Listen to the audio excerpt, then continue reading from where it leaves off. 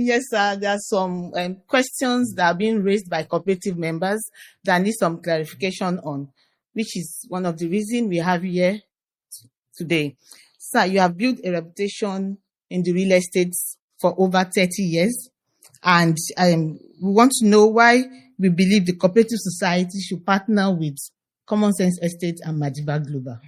Well, one of the things you need to understand is that when you say you are joining a cooperative, one of the reasons why you are doing that is so that you can be able to maximize opportunities and leverage on that communal relationship. Because what you cannot achieve alone through the cooperative, you can now achieve it. And Madiva Global, Common Sense Limited, well, we have the track record. We've done this for decades. And we believe that anyone that is part of a cooperative and any cooperative that wants to really help their members should look for opportunities that will benefit them. You see, anyone that joins a cooperative is joining it for many reasons. One is to be able to save. Two is to be able to maximize opportunity. Three is to be able to leverage the cooperative to achieve things they might not be able to achieve on their own. And I see a lot of cooperative societies where people gather money and they go and invest it in one thing, and then they will now be collecting for 5% and 2%. You're like, what's the, or they are now buying rice and sharing rice, sharing oil. After you share rice and oil, you will still remain poor. So a real cooperative is to think of cooperative wealth, building wealth through cooperative. So that when they put money together, they are putting it into not just an asset, but a cash flow producing asset. And that's where real estate comes in. So anyone that is listening to us right now that is part of a cooperative, they can partner with people like us, Common Sense and Madiva, because we have lands, we have houses that are well positioned, good document, good title, good location that they can buy into, and then they can make a lot of money from the asset that they are buying through us. And then, of course, you know, we are launching the palm tree farm now, so they can buy a palm tree as a cooperative, and then they can buy 1 hectare, 2 hectare, 10 hectare, and after 5 years they earn for life and they share the money. So there is land, there is houses, and there is farm. That sounds great. That sounds good and enticing. Then the next question they are asking is, many people fear real estate fraud. They are not they are so keen about, I don't want to put my money here and I will not get my returns or moneyless stuffs. So we just want to be sure that Madiva Global and Common Sense Estates are a reputable company that can really assure the cooperative society that their money is safe. Well, I say to people over and over again, investigate before you invest. If you look at our application form, it's right there. Do your due diligence before you pay us. Why? Because we believe very strongly that when people investigate before they invest, they will be rest assured that they have played their own part.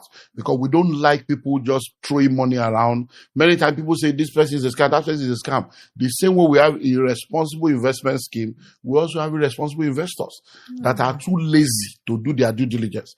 Every land we sell has accurate documentation.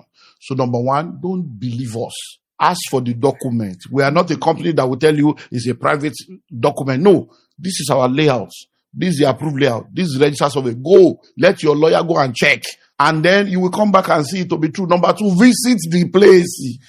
Don't say, go there, visit, see the place. Ask question. This estate, they say that are they the owner? Do your due diligence, do your common sense investigation, and you'll find us to be true. We even want people to investigate us. Because when they investigate us and they buy, that means they will help us to sell to others. We make more money doing that. So do your due diligence, and you find out that as far as this country is concerned, nobody can tell you that Olumide Emmanuel or Common Sense dupe them on land matter. No, it doesn't exist. Okay, sir. That's interesting.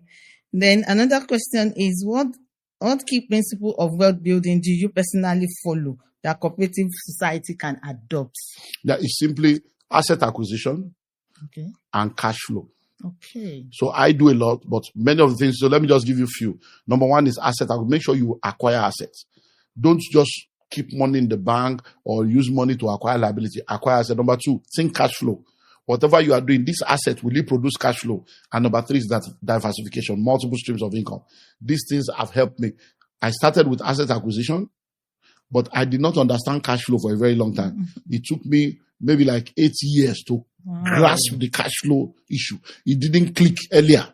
I was just acquiring asset until I realized that assets without cash flow can cause trouble. So I now, but when it comes to multiple streams of income, in fact, that is my forte. So right now, all I think of is cash flow producing assets, multiple streams.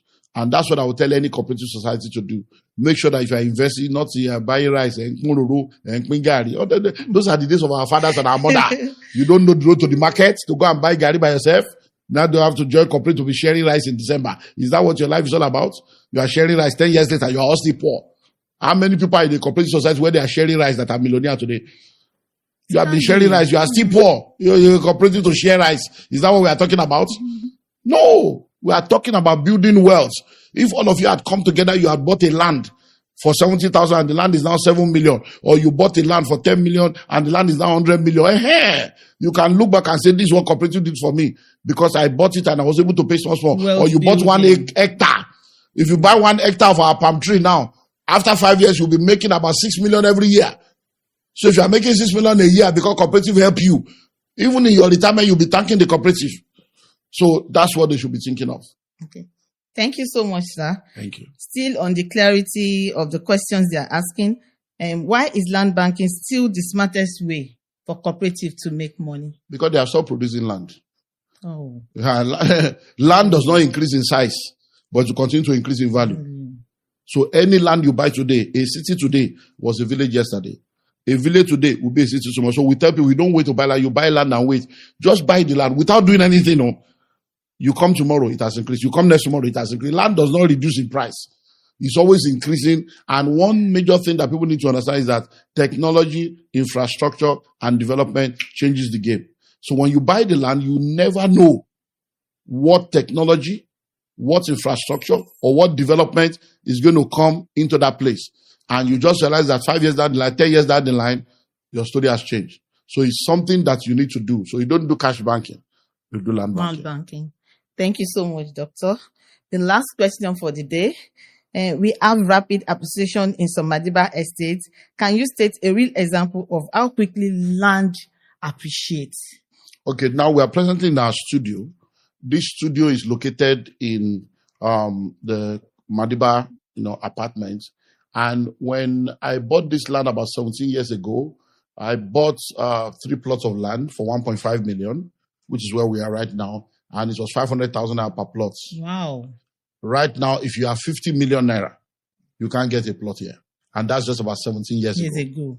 Now, if you look at our own estate projects, in Ikorodu, we bought, the first estate we did in Ikorodu was 2001. And we paid for that land over a 2-year period. A plot of land then we sold for 200,000. A plot of land in that place right now is 20 million. The most recent one, Madiva Countryside City, that we just started less than 2 years ago here. When we started Madiva Countryside City, we did the pre-launch at 500. We did the launch at 1 million. Right now, it's 10 million in less than 2 years. I can go on and on and on and on. So many times, you don't know what development, because as you are thinking of buying land, another university is looking for land. One factory is looking for land. One person is looking for opportunity to become a local government chairman and is going to now do the road to appease his people. One senator is believing that by 2027, he will become the senator of that region, he will do road. So you don't know other factors that are working exclusive of you. So when you now position yourself, you now realize that 3 years later, wow, I didn't know this person was going to be a senator. I didn't know university is coming here. You don't need to know. You just have your own land and position yourself. Do you know the amazing thing? Where we have the Madiva Countryside City now that we just went to, when we got there, one of the people that own a land that we're trying to buy, we discovered that the guy has been there for 15 years. Wow.